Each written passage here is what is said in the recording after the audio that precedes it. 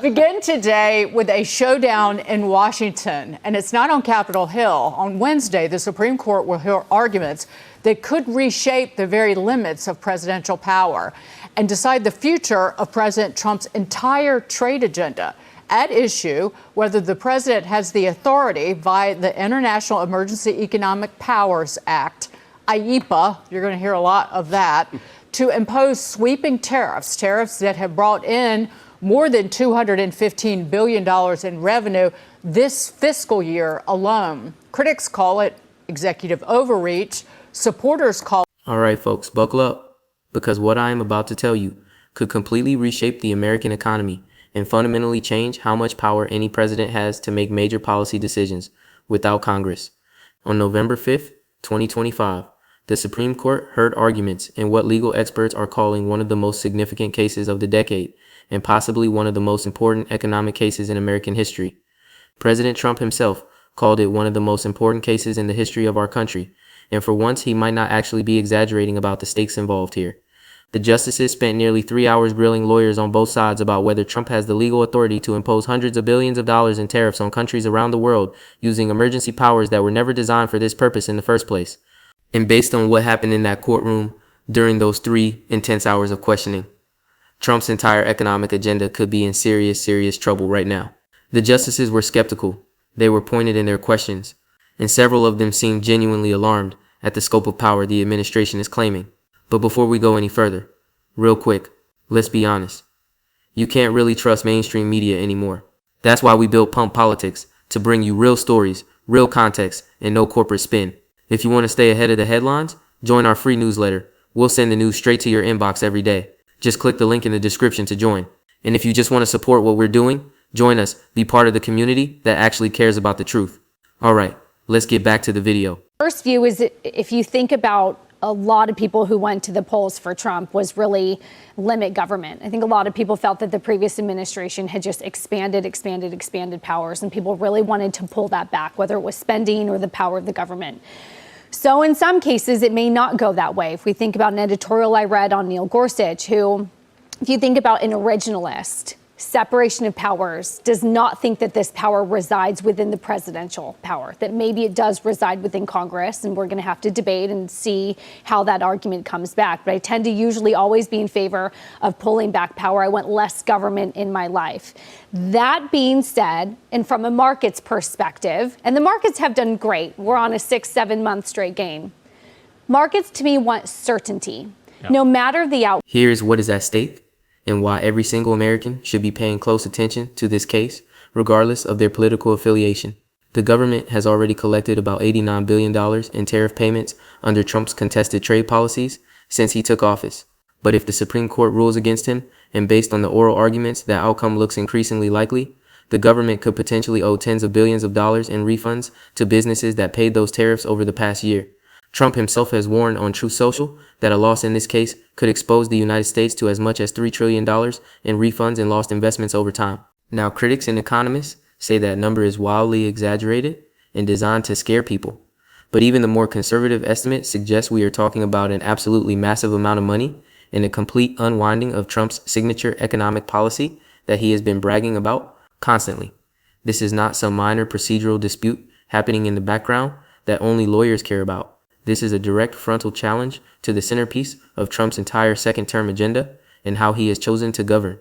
The case centers on something called the International Emergency Economic Powers Act, which is a 1977 law that gives the president broad powers to respond to genuine national emergencies threatening the country from abroad. The law has been used for decades to impose sanctions on hostile countries and terrorist organizations and foreign adversaries who pose real threats to American security. But here is the absolutely critical thing that everyone needs to understand about this situation in the nearly 50-year history of this law. No president has ever used it to impose tariffs on imports. Not Reagan during the Cold War, not Bush after September 11th, not Clinton during his economic boom years, not Obama during the Great Recession, not even Trump himself in his first term, when he also loved talking about tariffs. This is completely and totally unprecedented in the history of American trade policy. And multiple lower courts have already ruled that Trump exceeded his authority here, that the law simply does not give him the power to impose sweeping worldwide tariffs just because he decides to declare something an emergency. What makes this case so fascinating is watching the justices react to the arguments from both sides, because they appear deeply skeptical of Trump's position during the oral arguments in ways that cross ideological lines. And I am not just talking about the liberal justices who you might expect to push back against anything Trump wants to do. Conservative justices who have consistently supported strong executive power in other cases also raise serious concerns about what Trump is trying to do here with tariffs. Justice Neil Gorsuch, who Trump himself appointed to the court, pressed the administration's lawyer hard on what happens when Congress cannot practically take back powers it has given to the president. He pointed out that as a practical political matter, Congress simply cannot reclaim this authority once it has been handed over to the executive branch, because the president can just veto any legislation that tries to limit his tariff powers, and you would need a supermajority to override that veto. That is a devastating point for the administration's case, because it gets at the very heart of separation of powers and why the founders gave the taxing power to Congress in the first place. Even Justice Sonia Sotomayor was openly incredulous at the administration's core argument during the hearing. She told Solicitor General John Sauer directly and bluntly, "You say tariffs are not taxes, but that is exactly what they are. They are generating money from American citizens. That is revenue. That is taxation. Period." All right, so let us dig deeper into exactly what is happening here, because this case has enormous implications that go way beyond just trade policy and affect the fundamental structure of American government. To understand why the Supreme Court justices seem so skeptical of Trump's position, you need to understand the constitutional framework that has governed tariffs and taxes since the founding of our country over 2 centuries ago. The framers of the Constitution were deeply suspicious of concentrated power in any one branch of government, and they were especially suspicious of giving one person the power to tax American citizens without representation. They had just fought a bloody revolution, partly over the principle of taxation without representation. So they put the taxing power, which explicitly includes tariffs and duties on imported goods, squarely and exclusively in the hands of Congress as the people's representatives. Article 1, Section 8 of the Constitution gives Congress and only Congress the power to lay and collect taxes, duties, imposts, and excises. That language is crystal clear, and it has been interpreted consistently for over 200 years. The president has no independent constitutional authority to impose tariffs or taxes on his own initiative, none whatsoever under any reading of the document. He can only do so if Congress has specifically authorized him to act through legislation. So the central question before the Supreme Court in this landmark case is whether Congress actually gave the president this specific authority when it passed the International Emergency Economic Powers Act back in 1977 during the Carter administration. And when you look at the actual text of that law, which is what judges are supposed to focus on, it does not mention tariffs anywhere in its provisions. It does not mention duties. It does not mention taxes. It does not mention revenue collection of any kind. The law gives the president emergency powers to regulate or prohibit certain transactions and to investigate and block the importation of property during a declared national emergency. But the challengers in this case are arguing persuasively that the power to regulate imports is fundamentally and legally different from the power to impose taxes on imports. Regulation means setting rules and restrictions about what can come into the country and under what conditions those imports are permitted. Taxation means extracting money from citizens and businesses, which is a power the Constitution explicitly reserves exclusively to Congress as the branch closest to the people. The administration's response to this textual argument was creative lawyering, but ultimately it appeared unpersuasive to many of the justices based on their reactions and follow-up questions. Solicitor General Sauer argued that the phrase regulate importation in the statute is broad enough to include tariffs, because tariffs are historically just one tool among many for regulating trade flows between nations. He pointed to a 1971 case where President Nixon imposed a temporary tariff during economic crisis using a different emergency law called the Trading with the Enemy Act. But the challengers and their lawyers drew sharp and compelling distinctions between that narrow limited action during genuine wartime conditions and Trump's sweeping worldwide tariffs that apply to virtually all trading partners, regardless of whether they pose any genuine threat to American national security. Justice Amy Coney Barrett pressed Sauer directly to identify any other statute anywhere in federal law other than these emergency powers laws where the phrase regulate importation has ever been interpreted by any court to include tariff authority. He could not come up with a single example despite having months to prepare for this question. That is a significant and possibly fatal problem for the administration's legal theory. The major questions doctrine also loomed very large during the oral arguments and could end up being the basis for the court's eventual decision against the administration. This is a relatively new legal principle that the Supreme Court has been actively developing in recent years under Chief Justice Roberts. It says that when a government agency or the executive branch claims authority over issues of vast economic and political significance to the nation, the court should require a clear and explicit statement from Congress authorizing that specific authority. You cannot just find some vague general language in a 50-year-old statute and use it to justify sweeping policies that transform the entire national economy in fundamental ways. The challengers argued forcefully and persuasively that Trump's tariffs are exactly the kind of major policy decision that requires explicit congressional authorization rather than executive improvisation. These tariffs have raised the effective tariff rate on imports by more than 8 percentage points across the board. They are projected to generate nearly $1.8 trillion in revenue over the next decade. They are estimated by economists to cost the average American household about $1,300 per year in higher prices, and they are measurably shrinking the overall economy and eliminating hundreds of thousands of jobs that would otherwise exist. The administration tried to avoid the major questions doctrine by arguing that foreign affairs and national security are categorically different from domestic policy. They pointed to the president's broad constitutional authority over foreign policy and argued that courts should give the executive branch much more deference when national security is allegedly at stake. But several justices were clearly not buying this argument either based on their skeptical questions. Yes, the president absolutely has significant foreign affairs powers under Article 2 of the Constitution, but the power to tax is specifically and explicitly given to Congress under Article 1, and tariffs, whatever their foreign policy implications might be in terms of diplomatic leverage, are fundamentally taxes that American citizens and businesses actually pay out of their own pockets. The money comes from Americans, not from foreign countries, despite what Trump often claims in his public statements. Justice Gorsuch made this point forcefully when he noted that once Congress delegates tariff authority to the president, it becomes essentially impossible as a practical political matter to ever take that power back. There is also a very serious legal question about whether Trump's declared emergencies are even legitimate in the first place, or whether they are pretextual excuses to grab power. The law specifically requires an unusual and extraordinary threat that emerges substantially from outside the United States to trigger these emergency powers. Trump declared emergencies over trade deficits and fentanyl trafficking to justify his tariffs. But trade deficits have existed continuously for decades. They are absolutely not unusual or extraordinary by any reasonable definition. And while fentanyl is absolutely a serious and deadly problem, killing tens of thousands of Americans, it is far from clear that imposing tariffs on all imports from Mexico and Canada and China is a genuine good faith response to that drug emergency, rather than just a convenient pretext for protectionist trade policy that Trump has always wanted to pursue. Several of the amicus briefs filed with the court by former officials and legal scholars argued that Trump's emergency declarations are pretextual and should be subject to meaningful judicial review rather than accepted at face value. The practical consequences of this case are staggering, regardless of which way the court ultimately rules after deliberation. If Trump wins, then every future president of either party will have essentially unlimited authority to impose tariffs on any country for any reason just by declaring some kind of emergency.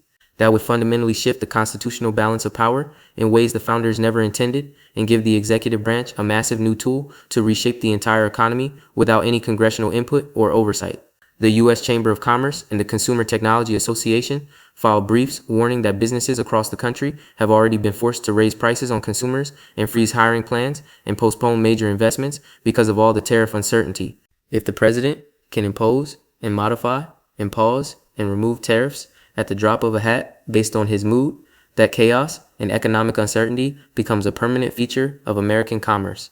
All right, let me break down the key takeaways from this Supreme Court showdown and what it means for the country going forward, because there is a lot at stake here, and the implications extend far beyond just trade policy into fundamental questions about our system of government. This case is fundamentally about the constitutional balance of power between the president and Congress, and the decision the justices reach could reshape how our government actually works in practice for generations to come. So let us walk through the most important points everyone needs to understand about where things stand right now. Point number 1. The justices appeared deeply skeptical of Trump's position during oral arguments, and critically, that skepticism came from across the entire ideological spectrum of the court in ways that should worry the administration. This was absolutely not the typical 6-3 liberal versus conservative split that we see in so many other controversial cases before this court. Conservative justices, including Neil Gorsuch and Amy Coney Barrett, and even to some extent Chief Justice John Roberts, raised serious substantive concerns about the sweeping scope of presidential power that Trump is claiming here. Gorsuch focused his questions on the practical impossibility of Congress ever reclaiming delegated powers once the president has them due to the veto power.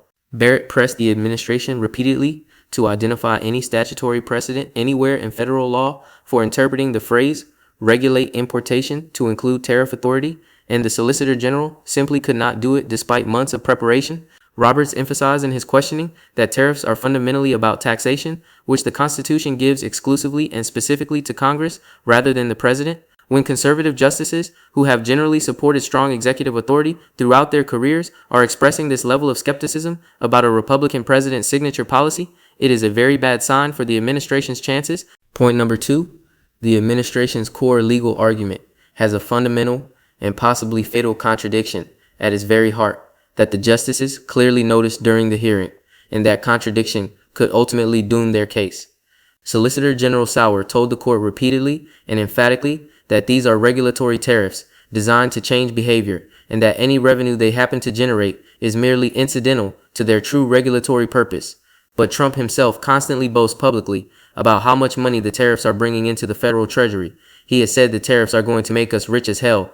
He talks at every rally about the billions of dollars flowing into government coffers from foreign countries, even though economists universally agree American consumers and businesses are actually paying those tariffs, not foreign governments. You simply cannot tell the Supreme Court that revenue is incidental and secondary, while the president is simultaneously bragging publicly about revenue as the main benefit and purpose of the policy. Either these are genuine regulatory tools with incidental revenue effects, in which case Congress arguably could have delegated this authority under emergency powers, or they are primarily revenue-generating taxes, in which case Congress definitely did not authorize them under the International Emergency Economic Powers Act. Point number 3.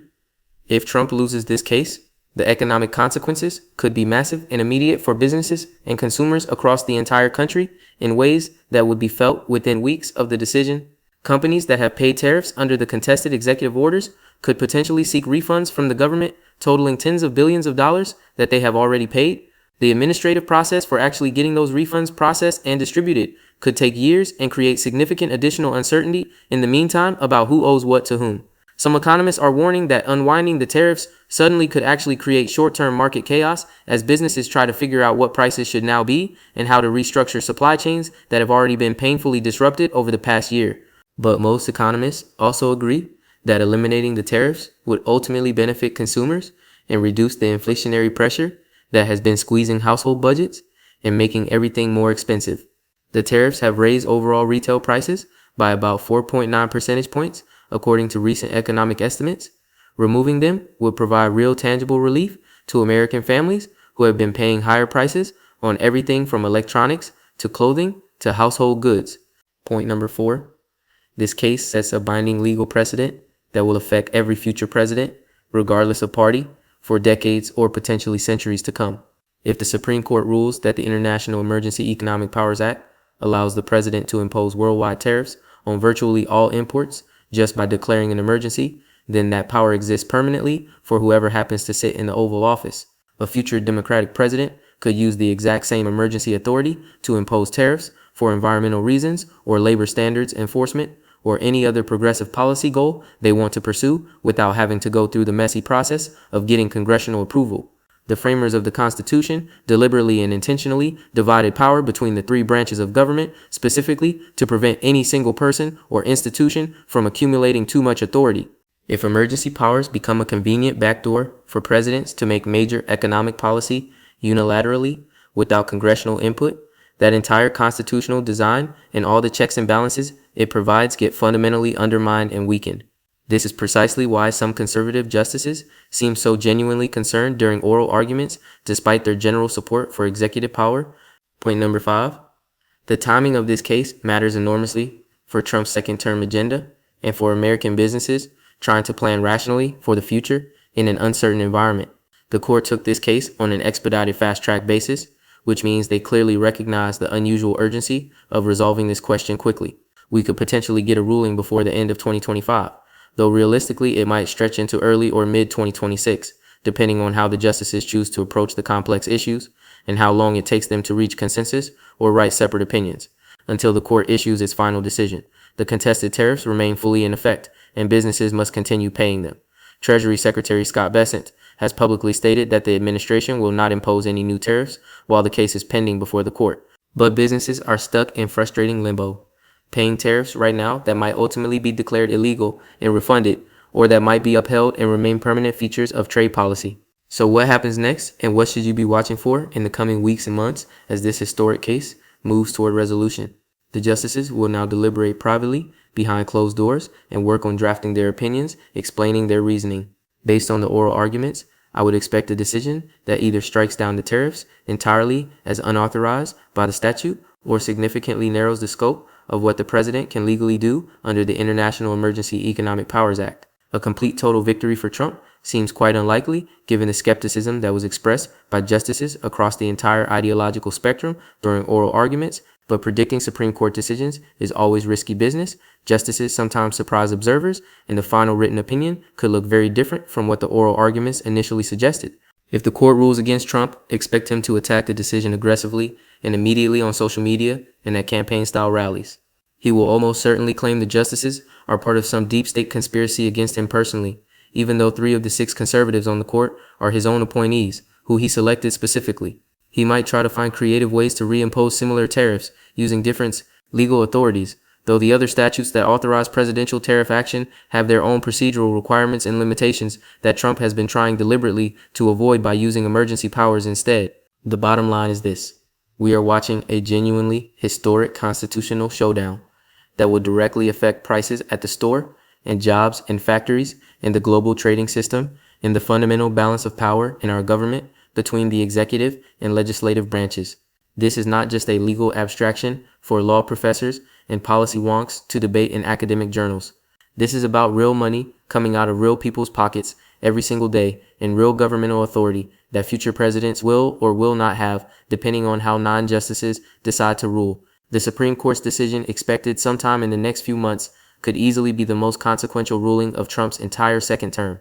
That is the situation, folks, and it is genuinely consequential for everyone, regardless of politics. Share this video if you think people need to understand what is happening at the Supreme Court right now. Drop your thoughts in the comments because I want to know what you think. Subscribe if you are new and want to stay informed on all of this, and I will see you in the next one. Stay informed and stay engaged because this stuff really matters.